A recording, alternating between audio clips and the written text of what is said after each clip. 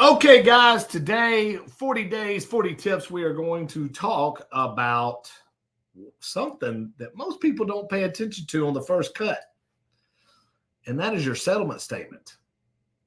Guys, today, I'm Rob Trigg with Jet Lending. Today, we're going to discuss critical, often overlooked aspect of real estate transaction, the settlement statement. Did you know that a whopping 90% of these settlement statements have errors on the first draft? Well, let's dive into what you need to be paying attention to, because this can be crucial. There are times that even on the last draft, there's still mistakes. Knowing the contract is what we originally talked about last week.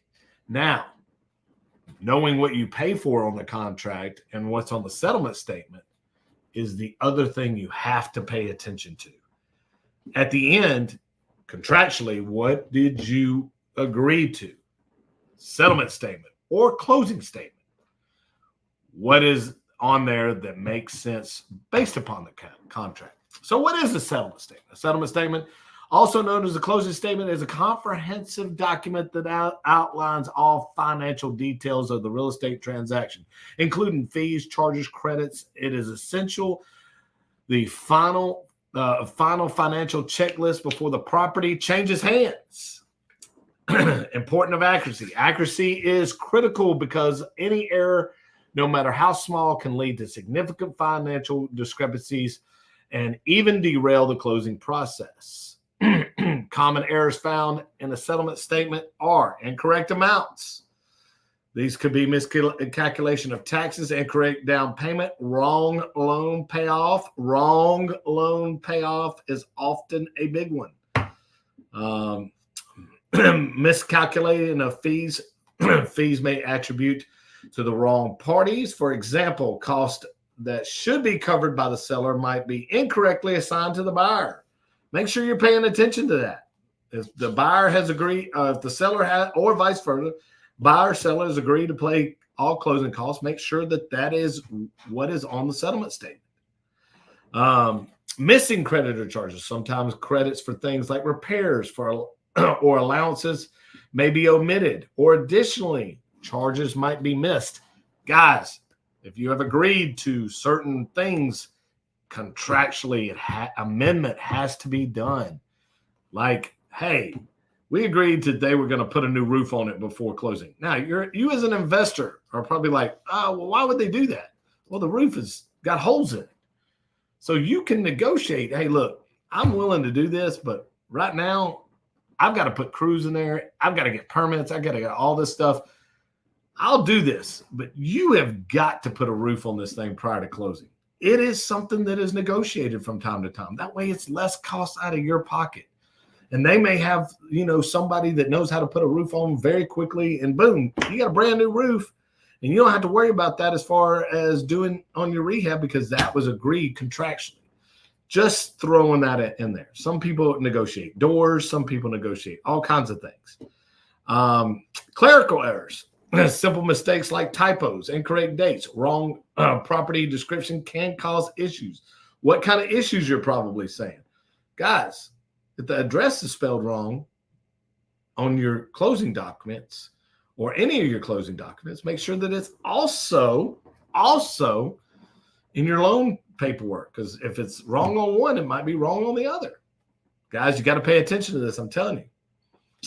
Why do these errors occur? Complexity of transaction. Real estate transactions involve numerous parties, each contributing to the settlement statement with so many details to manage. Mistakes can easily slip through.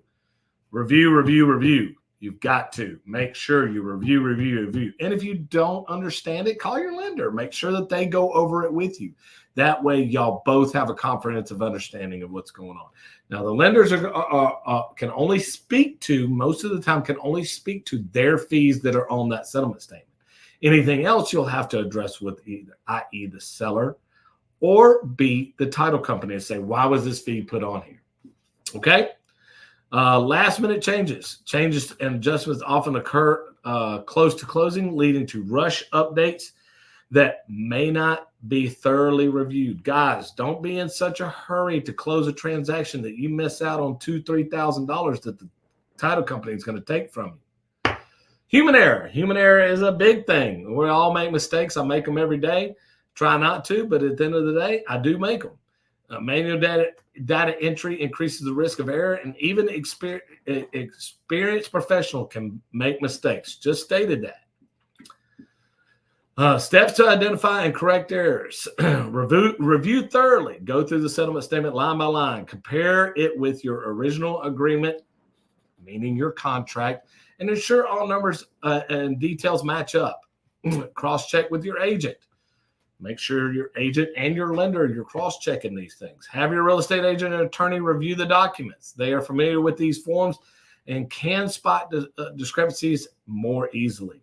Guys, send it over here. You know, if we've got the contract and we see, you know, all the fees and we compare what you should be paying versus what's on the contract. Again, people call me all the time, Rob, why does it say that I'm bringing this amount? Well, I look at the closing statement. It says you weren't supposed to pay any closing costs, but they've got all these things, and the title company's got all these things, title commitment, all the stuff on the closing side on your side. Oh, well, they're not supposed to do that. 5 minutes later, we get a call from title. Hey, we messed up. We got to change it. We got to change it.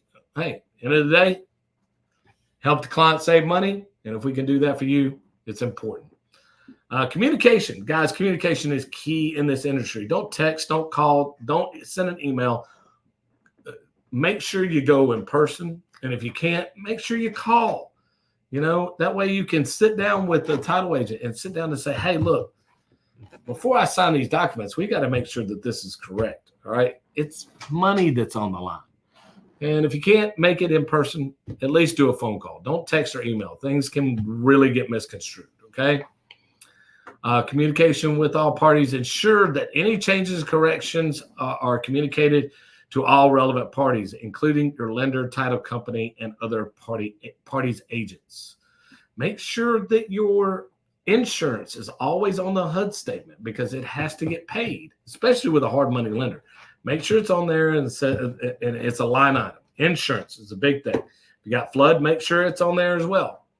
Solution: by thoroughly reviewing the documents and catching these mistakes, you are able to correct them before closing and saving you financial headache. Guys, you got to stay organized. You got to seek advice from professionals. And at the end of the day, without anything, you got to make sure that you're protecting yourself and the investment. Okay? For more advice and assistance with your real estate transaction, contact me, Rob Trigg. I'm the Director of Loan Operations here at Jet Lending, 903-806-4400. It's on the ticker. And let's ensure your next transaction goes smooth and error-free. Guys, that's all the time I have for today's 40 tips of 40 days, 40 tips. If you got a free evaluation you want to send over our way, you know how to contact me. Guys, this has been your Monday, 40 tips in 40 days. Talk to you soon. Out here.